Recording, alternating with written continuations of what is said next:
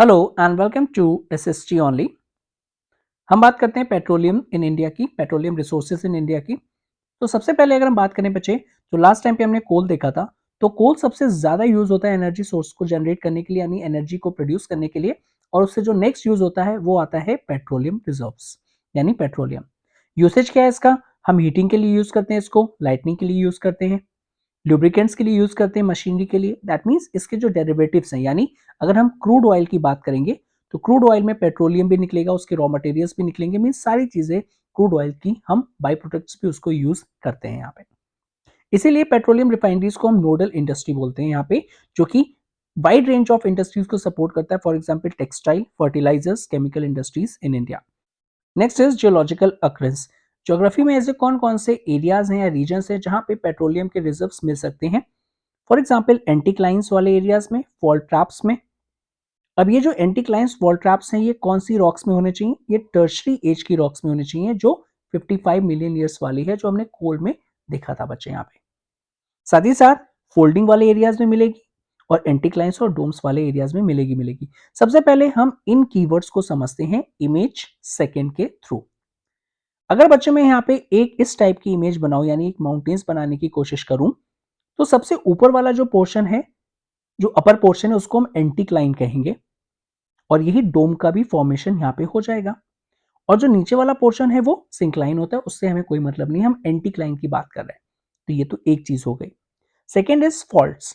आपने पढ़ा होगा प्रीवियस ज्योग्राफी के लेसन्स में या फिर अपनी क्लासेस में कि ये जो प्लेट है, यानी जो एस्थेनोस्फेयर होती हैं, यानी जो हमारे कॉन्टिनेंट्स हैं, वो प्लेट्स हैं एक तरीके की। कुछ मेजर प्लेट्स हैं, कुछ माइनर प्लेट्स हैं। और एस्थेनोस्फेयर जो है यहाँ पे सर, उस पर वो मूव कर रहे हैं। अब ऐसी कंडीशन में कुछ प्लेट्स क्या होंगे, पास में आएंगे जिनको हम कन्वर्जेंस बोलते हैं, और कुछ प्लेट दूर जाएंगे जिनको हम डाइवर्जेंस बोलते हैं। तो जब प्लेट्स पास आते हैं तो कन्वर्जेंस होता है। मीन्स फॉर एग्जाम्पल एक प्लेट ये थी जो हमारी हमें को देखने को मिल रही है अपनी इमेज में, और एक प्लेट ये थी, प्लेट वन, प्लेट टू। तो प्लेट वन और प्लेट टू जब एक दूसरे में टकराएंगे, उसकी वजह से यहाँ पे काफी फोर्स लगेगा, कंप्रेशन लगेगा। तो इस तरीके की जो जमीन है वो यहाँ पे फोर्स में कन्वर्ट हो जाएगी, यानी यहाँ का जो सेडिमेंट्री मटेरियल है वो फोर्स में कन्वर्ट हो जाएगा। जैसे हिमालयन हमारे क्लासिकल एग्जाम्पल है, जहाँ पे इंडियन प्लेट यूरेशियन प्लेट से क्या कर रही है, कन्वर्ज हो रही है बच्चे यहाँ पे। तो ये इस टाइप के फॉल्ट ट्रैप्स और एंटीक्लाइंस जो है बच्चे, वो काफी एक पोटेंशियल रिजर्व्स बन जाते हैं पेट्रोलियम रिजर्व्स का। अब ये फॉल्ट ट्रैप्स कहीं पे भी हो सकते हैं, यहाँ पे जरूरी नहीं है इसी टाइप की जहाँ पे प्लेट्स का फॉर्मेशन होगा। कहीं पे भी और चीज भी, यहाँ पे छोटी छोटी प्लेट्स जो होती है, माइनर प्लेट्स होती है, उनकी वजह से भी ये फॉल्ट्स क्रिएट हो जाते हैं। तो सबसे पहले तो हमने देख लिया एंटीक्लाइंस फॉल्ट ट्रैप्स क्या होते हैं, और साथ ही साथ फोल्डिंग्स भी देख ली हमको। और एंटीक्लाइंस को कभी कभी हम डोम्स भी बोल देते हैं, बिकॉज मोरलेस इनका जो स्ट्रक्चर होता है वो डोम की तरह होता है यहाँ पे। अब नेक्स्ट चलते हैं बच्चे यहाँ पे।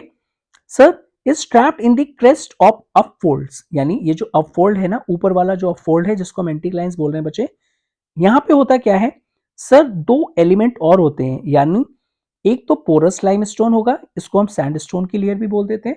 यानी एक ऐसी लेयर है जहां पे जो रिजर्व्स है वो इजिली रॉक के अंदर से सर बाहर आ जाता है, रॉक के अंदर से बाहर आ जाता है, वो पोरस मटेरियल होता है। फॉर एग्जाम्पल अगर मैं स्पंज की बात करूं, तो मैं अगर वाटर को यहाँ पे उसके अंदर डालूंगा तो ईजिली यहाँ पे वो क्या आ जाएगा, नीचे से निकल जाएगा, क्योंकि यहाँ पे जो उसके स्पोर्स हैं बहुत ही दूर दूर हैं compare to the normal dense rock. और वही चीज अगर हम पानी डालेंगे तो वो नीचे से निकल आएगा, तो वो एक तरीके से स्पंज है। ठीक है, तो स्पंज के थ्रू यहाँ पे जितने भी पेट्रोलियम के जो रिजर्व्स हैं और जो पेट्रोलियम है, जो रिसोर्सेज है, वो हल्के हल्के ऊपर आ जाते हैं। तो उसके लिए हमको एक इंपॉर्टेंट कैरेक्टरिस्टिक चाहिए कि वो है पोरस लाइमस्टोन या फिर सैंडस्टोन की लेयर्स होनी चाहिए। दूसरा कैरेक्टरिस्टिक ये है बच्चे कि जहां पे ये ट्रैप्ड हो गए उसके ऊपर एक ऐसी लेयर होनी चाहिए कि वो फर्दर ऊपर ना जा पाए, अदरवाइज वो ट्रैप्ड नहीं हो पाएंगे, इकट्ठा नहीं हो पाएंगे एक जगह पे। तो उसके लिए हमें एक इनपर्वियस रॉक्स की लेयर चाहिए। तो ये दोनों लेयर है, एक रिजर्वायर है जहां से हल्के हल्के हल्के करके जितने भी पेट्रोलियम के रिजर्व्स हैं वो यहाँ पे पोरस रॉक्स के थ्रू बाहर आ रहे हैं, और एक इम्परवियस रॉक्स है जो कि बाहर उनको जाने नहीं दे रही और उस एरिया में आके ट्रैप्ड हो जा रहे हैं। और ये जो फॉर्मेशन है ये एंटीक्लाइंस में होता है। ठीक है जी, एंटीक्लाइंस में आपको देखने को मिलेगा। जैसे ये जो इमेज है, इमेज फर्स्ट की अगर बात करें तो वाटर डेंस है तो वो नीचे होगा, ऑयल उससे लेस डेंस है तो वो ऊपर होगा, और गैस लीस्ट डेंस है तो वो और ज्यादा ऊपर होगी। ये जो चीज हमने डिस्कस की थी उसको हम ट्रैपिंग मैकेनिज्म बोलते हैं। जहाँ पे जो भी नॉन पोरस लेयर्स है वो ऑयल को ऊपर जाने से या सिंक करने से रोकती है बच्चे, और पोरस रॉक लेयर्स के पास ही ये सारे रिसोर्सेस मिल जाते हैं। जैसे मैंने अभी आपको दिखाया ऑयल के साथ गैस भी होगी, तो यही चीज़ यहाँ पे बच्चे कि जो नेचुरल गैस है सर वो ऑयल के साथ ही मिलती है, क्योंकि वो लाइटर होती है इसलिए सबसे ऊपर को ट्रैप्ड हो जाती है। मेजर प्रोड्यूसिंग एरियाज कौन कौन से हैं पेट्रोलियम रिजर्व्स के, तो मुंबई हाई, गुजरात एंड आसाम की अगर हम बात करेंगे, स्पेशली गुजरात की बात करेंगे तो यहाँ पे अंकलेश्वर, और अगर हम आसाम की बात करेंगे तो दिग्बोई, नहरकटिका, मोरन, गुर्जी जन। तो ये कुछ एरियाज है जहाँ पे हमको पेट्रोलियम के रिजर्व्स मिलेंगे। तो ये आसाम वाले एरियाज में काफी इंपॉर्टेंट है, बिकॉज यहाँ पे जो टर्शियरी रॉक्स हैं वो काफी ज्यादा देखने को मिलती हैं। आसाम की एक और इंपॉर्टेंट इंफॉर्मेशन है कि वो इंडिया का ओल्डेस्ट ऑयल प्रोड्यूसिंग हम स्टेट की बात करेंगे, यहाँ से काफी पुराने टाइम से ऑयल को हम प्रोड्यूस कर रहे हैं। अब चलिए चलते हैं यहाँ पे नेचुरल गैस पे। तो मैंने आपको जैसे बताया कि पेट्रोलियम रिजर्व्स के साथ ही इनका भी डिपॉजिट्स होगा। तो जब क्रूड ऑयल को निकाला जाता है तो ये भी चीजें यहाँ पे गैस के भी रिसोर्सेज हमको साथ ही में मिल जाते हैं। अब हम नेचुरल गैस को कहाँ पे यूज करते हैं, डोमेस्टिक और इंडस्ट्रियल फ्यूल की तरह यूज करते हैं। साथ ही साथ यहाँ पे इसको इलेक्ट्रिसिटी जनरेशन के लिए भी हम यूज करते हैं और कर सकते हैं, हीटिंग पर्पज के लिए यूज करते हैं इंडस्ट्रीज में, और साथ ही साथ केमिकल, पेट्रोकेमिकल और फर्टिलाइजर्स को जो इंडस्ट्रीज हैं उस एज अ रॉ मटेरियल्स भी हम इसको यूज करते हैं। ट्रांसपोर्ट एंड कुकिंग फ्यूल के लिए भी यूज करते हैं। फॉर एग्जाम्पल अगर हम बात करेंगे सर ट्रांसपोर्ट के लिए तो ये सीएनजी है, कॉम्प्रेस्ड नेचुरल गैस, और यहाँ पे अगर हम पीएनजी की बात करेंगे तो पेट्रोलियम नेचुरल गैस की जो हम होम्स में यूज करते हैं बच्चे। और सिंपली अगर हम बात करेंगे कि लोकल सिटी में यहाँ पे जो डिस्ट्रीब्यूशन सेंटर्स है वो बढ़ते जा रहे हैं, जिसको हम पाइप्ड लाइन गैस भी बोलते हैं यहाँ पे। अगेन इसके रिजर्व्स कहाँ पे होंगे, जहाँ पे पेट्रोलियम के होंगे, तो स्पेशली मुंबई हाई वाले एरिया की अगर हम बात करेंगे बच्चे यहाँ पे तो काफी ज्यादा सिग्निफिकेंट है। वेस्टर्न कोस्ट की बात करेंगे और साथ ही साथ यहाँ पे कैम्बे बेसिन में भी इसकी डिस्कवरी हुई है कि गैस काफी एक लार्ज पोटेंशियल में है, तो वो भी एक पॉजिटिव साइन है। न्यू गैस रिजर्व्स भी डिस्कवर हुए हैं कृष्णा गोदावरी के अलॉन्ग में। साथ ही साथ यहाँ पे बच्चे वो कहाँ पे लोकेटेड है, वो ईस्ट कोस्ट में लोकेटेड है। तो अभी हम थोड़ी देर में सारी चीजों को यहाँ पे और देखने वाले हैं। अगर हम गैस इंफ्रास्ट्रक्चर डेवलपमेंट की बात करेंगे, जैसे जैसे पाइप गैस जो है वो इंक्रीज होती जा रही है, तो उससे रिलेटेड ये पॉइंट है और ये काफी इंपॉर्टेंट पॉइंट है, HVJ।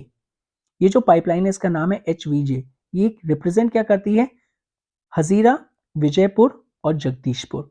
चलिए लोकेट करते हैं, हजीरा ये रहा, उसके बाद अगर हम बात करेंगे तो विजयपुर और फिर जगदीशपुर। तो HVJ यानी ये जो मुंबई हाई से हमको गैस मिलती है, हम पाइप के थ्रू यानी इसको यहाँ पे कनेक्टेड पाइप्स के थ्रू इन सारे एरियाज में पहुंचाएंगे, और इसका नाम क्या है बच्चे यहाँ पे, HVJ, हजीरा विजयपुर जगदीशपुर। तो ये एक गैस पाइपलाइन है जो कि 1700 किलोमीटर को हम एक्सपेंड कर चुके हैं बच्चे यहाँ पे, जो मुंबई हाई जहाँ से ये मिलता है और जो बेसेन गैस जहाँ से ये मिलता है, वेरियस इंडस्ट्रियल कॉम्प्लेक्सेस को हमने ज्वाइन कर रखा है।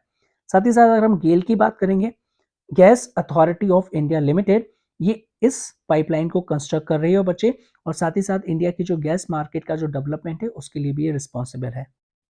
एक्सपेंडिंग गैस ग्रिड, तो ये 1700 से स्टार्ट होके आज के टाइम पे 18,500 किलोमीटर तक एक्सपेंड हो चुकी है। फ्यूचर प्लान्स भी अगर इसको हम देखें, गेल का जो है बच्चे, इसको और ज़्यादा एक्सपेंड करना है 34,000 किलोमीटर तक, ताकि जितने भी इंपॉर्टेंट सोर्सेज हैं और जितना भी कंज्यूमिंग मार्केट्स है सभी यहाँ पे चीज़ों को कनेक्ट किया जाए, इंक्लूडिंग जो एक आइसोलेटेड एरियाज है इंडिया का, नॉर्थ ईस्टर्न स्टेट्स, वहाँ पे भी, सो दैट अनइंटरप्टेड गैस की सप्लाई ईजिली वहाँ पे हो पाएगी। Next is electricity. Electricity another एक इंपॉर्टेंट एनर्जी रिसोर्सेज है, और जितना ज़्यादा हम उसको यूज़ करते हैं पर कैपिटा कंजम्पशन का, वो एक इंडेक्स बन जाता है डेवलपमेंट में। फॉर एग्जाम्पल जो डेवलप कंट्रीज होंगी वो उनका पर कैपिटा कंजम्पशन इलेक्ट्रिसिटी का ज़्यादा होगा, यानी वो पर पर्सन इलेक्ट्रिसिटी की जो यूनिट्स हैं वो ज़्यादा कंज्यूम करती होंगी, vice versa to the developing countries. Two main generations of electricity के मेथड्स क्या क्या हैं, हाइड्रो इलेक्ट्रिसिटी और थर्मल पावर्स, जो हम मेनली यूज करते हैं, न्यूक्लियर भी है लेकिन वो अलग है। सो यहाँ पे क्या करते हैं बच्चे कि जो भी वाटर है, फास्ट फ्लोइंग वाटर है, उसको हम यहाँ पे एक बार रोक लेते हैं, डैम्स के थ्रू रोक लेते हैं, या फिर उसको हम चैनलाइज कर देते हैं टर्बाइन को रोटेट करने के लिए, जिससे यहाँ पे हाइड्रो इलेक्ट्रिसिटी जनरेट हो जाती है। फॉर एग्जाम्पल भाखड़ा नांकर डैम के थ्रू करते हैं, दामोदर वैली जो प्रोजेक्ट है उसके थ्रू करते हैं, और कोपिली हाइडल प्रोजेक्ट। तो ये 3 एग्जाम्पल्स आपको यहाँ पे पता होने चाहिए। थर्मल पावर की बात करेंगे यहाँ पे बच्चे, वहाँ पे नॉन रिन्यूएबल फॉसिल फ्यूल्स को हम यूज करते हैं। फॉर एग्जाम्पल कोल को हम सबसे ज्यादा यूज करते हैं, फिर पेट्रोलियम और फिर नेचुरल गैस। कि हम क्या करेंगे, इसको सर वाटर को यहाँ पे हीट अप करेंगे, हीट स्टीम में कन्वर्ट होगी और स्टीम को हम हाई प्रेशराइज करके टर्बाइन्स को रोटेट करते हैं, तो इसके थ्रू हम हीट जनरेट करते हैं बच्चे यहाँ पे। एक बार इलेक्ट्रिसिटी जनरेट होने के बाद आप डिफरेंशिएट नहीं कर सकते कि कौन सी इलेक्ट्रिसिटी किसके थ्रू यहाँ पे बनी है, तो वो सेम ही यहाँ पे आउटपुट देती है। अब इससे रिलेटेड वेरियस चैलेंजेस भी हैं और अनसर्टेनिटीज भी हैं। फॉर एग्जांपल अगर जरा सा भी प्राइस राइज हुआ तो इसका इम्पैक्ट सारी चीजों पे देखने को मिलता है, starting from the transportation to the single biscuit. क्यों? क्योंकि सारी चीजें किस पे डिपेंडेंट है? फ्यूल के प्राइस पे। फ्यूल का प्राइस इंक्रीज होगा, ट्रांसपोर्टेशन इंक्रीज हो जाएगी, प्रोडक्शन कॉस्ट बढ़ जाएगी और अल्टीमेटली प्राइसेस इंक्रीज हो जाएंगे।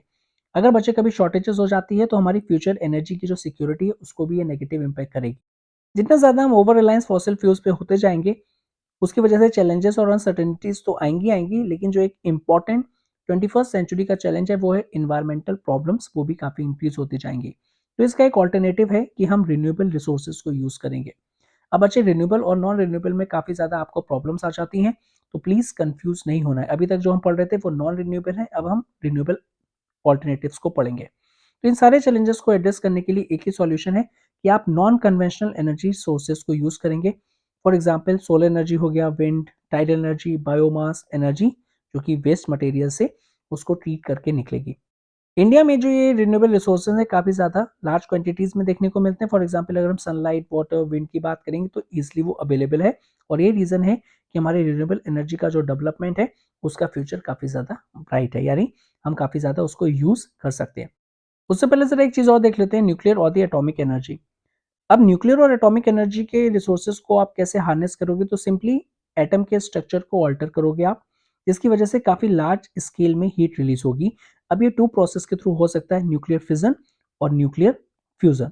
अब इन दोनों के बीच में डिफरेंस आपको पता होगा because you are a science student, और हम ये डिटेल क्लास में करेंगे, अभी क्रैश कोर्स में इसको नहीं समझेंगे। बस हमारा कंसर्न है कि हम कैसे करके सिलेबस को कंप्लीट करें और रिवाइज करें। इंडिया में बचे ये जो अगर हम बात करेंगे न्यूक्लियर एटम्स या फिर जो न्यूक्लियर मिनरल्स हैं, वो यूरेनियम, थोरियम जो है वो इजिली झारखंड में और अरावली रेंजेस जो राजस्थान में है वो अवेलेबल हो जाएंगे, जिसको हम न्यूक्लियर पावर के लिए और जनरेशन के लिए यूज कर सकते हैं। साथ ही साथ अगर हम केरला की बात करें तो वहां पे मोनाजाइट सैंड मिलता है, जिसमें लार्ज क्वांटिटी में थोरियम के रिजर्व्स को आइडेंटिफाई किया गया है, जो आने वाली इंडिया की जो न्यूक्लियर एनर्जी रिसोर्सेज का यहाँ पे जो डेवलपमेंट है उसके लिए काफी एक इंपॉर्टेंट रोल प्ले करेगा। अब चलते हैं जरा यहाँ पे अपनी solar energy, simply renewable energy की तरफ।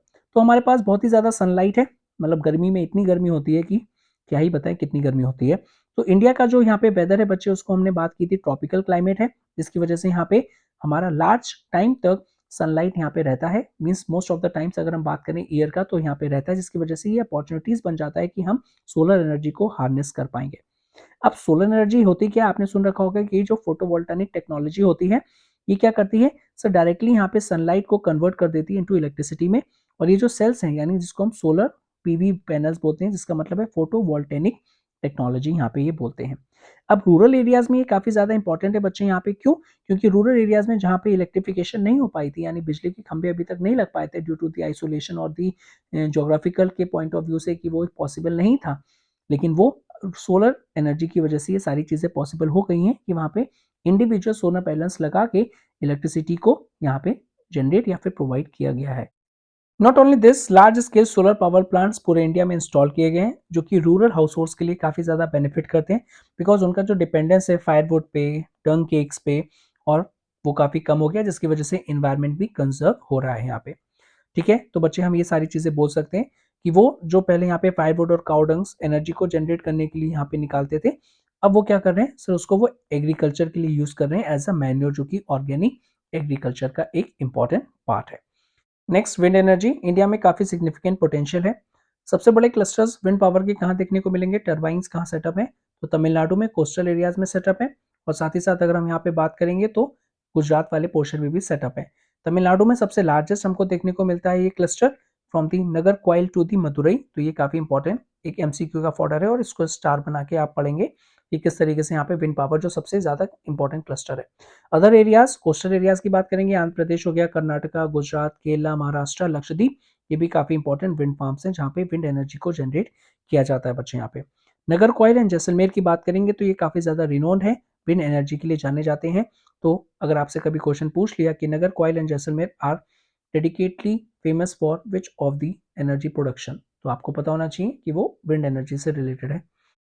Next is biogas. बायोगैस के इंपॉर्टेंट सोर्सेस कौन कौन से हैं? Shrubs, farm waste, animal, human waste, इन सभी से बायोगैस प्रोड्यूस की जा सकती है, जो कि रूरल एरियाज़ में डोमेस्टिक के लिए यूज़ की जा सकती है।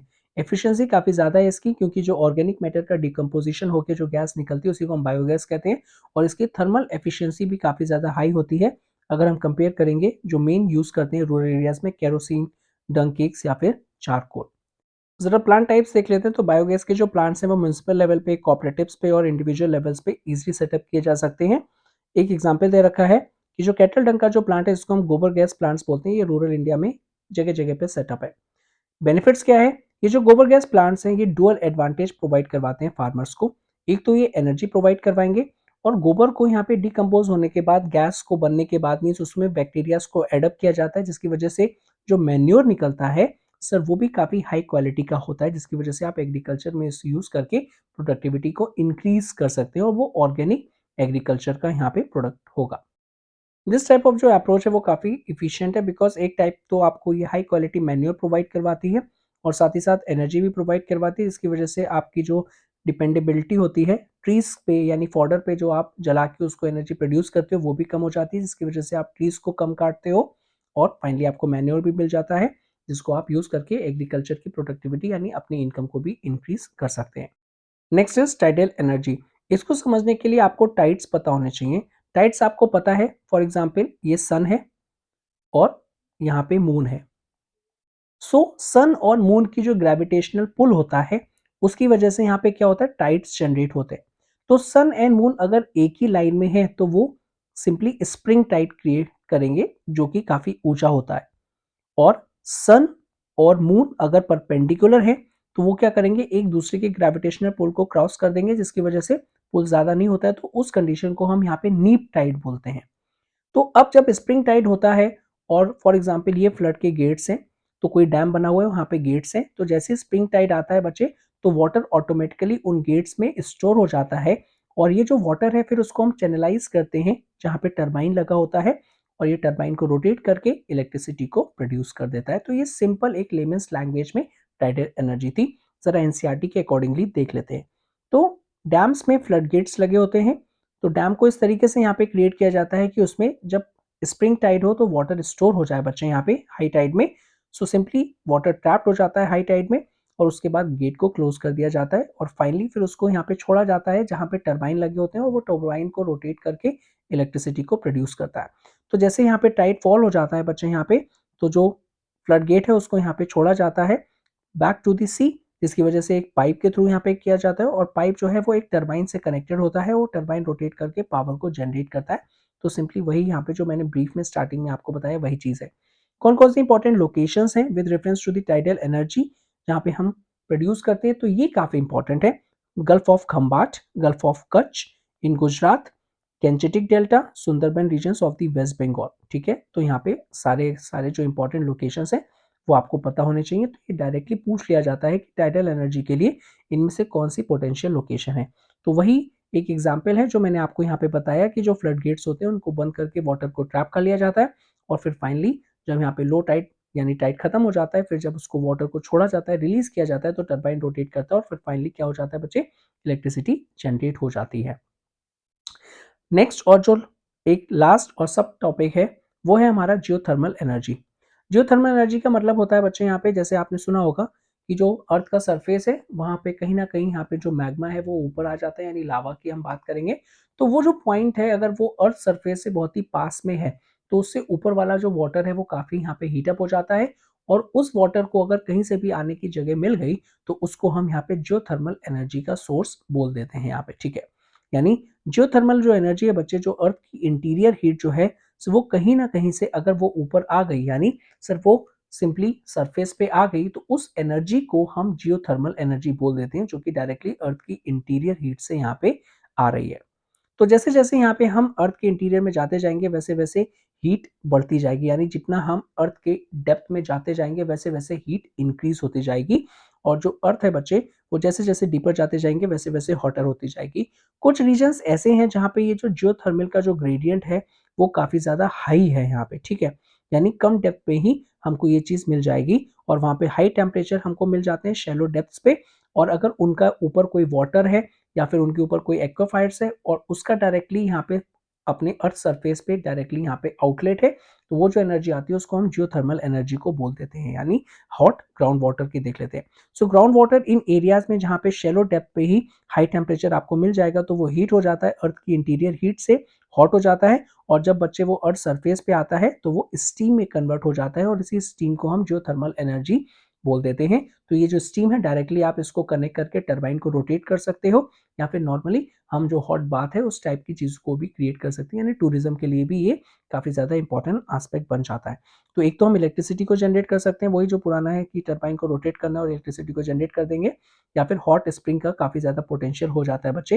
हंड्रेड्स ऑफ हॉट स्प्रिंग्स देखने को मिलते हैं जो इलेक्ट्रिसिटी जनरेशन के साथ साथ यहाँ पे होटल्स और यहाँ पे एक अच्छा टूरिस्ट स्पॉट भी मिल जाता है हमको, ठीक है। इंडिया का एक्सपेरिमेंटल प्रोजेक्ट की बात करेंगे तो 2 एक्सपेरिमेंटल जियोथर्मल एनर्जी के प्रोजेक्ट चल रहे हैं। एक जो है वो पार्वती वैली जो कि मणिकरण हिमाचल प्रदेश में लोकेटेड है, और सेकंड इज पुग्गा वैली जो लद्दाख में लोकेटेड है। लास्ट टॉपिक है हमारा conservation of energy resources. Energy काफी वाइटल है, इसीलिए हमको इसको कंजर्व करना चाहिए। जैसे जैसे एनर्जी की डिमांड या कंजम्पशन बढ़ता जा रहा है इकोनॉमिक डेवलपमेंट की वजह से, वैसे वैसे इसका एक्सप्लॉयटेशन ज्यादा होता जा रहा है और वो खत्म होती जा रही है, इसीलिए हमको इसको कंजर्व करना है। तो उसका पाथ क्या होना चाहिए? सस्टेनेबल, यानी जो आपकी अभी की रिक्वायरमेंट है उसको पूरा करे, और जो आने वाली फ्यूचर जनरेशन है उसके लिए भी यहाँ पे क्या हो, डिप्लीट रिसोर्सेज ना हो, उसके लिए भी यहाँ पे बच जाए। तो इसीलिए हमको एनर्जी कंजर्वेशन की काफी ज्यादा रिक्वायरमेंट है, और ये रिक्वायरमेंट है कि हम ज़्यादा से ज़्यादा रिन्यूएबल एनर्जी के सोर्सेज को यूज़ करेंगे, और यही दोनों स्टेप्स हैं जिसके थ्रू हम सस्टेनेबल एनर्जी का प्रोडक्शन कर सकते हैं। नेक्स्ट इज एनर्जी एफिशिएंसी की चैलेंज की अगर बात करेंगे तो इंडिया वर्ल्ड में लीस्ट एनर्जी इफिशिएंट कंट्रीज है। ऑल्दो मैं इसको यहाँ पे एक प्रॉब्लम या चैलेंज नहीं देखता हूँ, बिकॉज जितनी भी डेवलपिंग कंट्रीज है उनके पास उतनी टेक्नोलॉजी नहीं हो पाती है जिसकी वजह से वो एनर्जी इफिशिएंट हो पाए compare to the develop countries, और इंडिया इसमें काफ़ी अच्छा प्रोग्रेस कर रही है। तो for me it's not a challenge, ठीक है, लेकिन एनसीईआरटी में लिखा है तो एनसीईआरटी भगवान है हमारे एग्जामिनेशन के लिए, और वो चीज़ें हमको मेंशन करना होगा। लेकिन हाँ, फिर भी हमारी मॉरल रिस्पॉन्सिबिलिटी बनती है कि ज़्यादा से ज़्यादा हम लिमिटेड यूज़ करेंगे जितनी भी एनर्जी रिसोर्सेज बचा हुआ है, सो दैट वो लॉन्ग टाइम तक यहाँ पे चल पाएगी।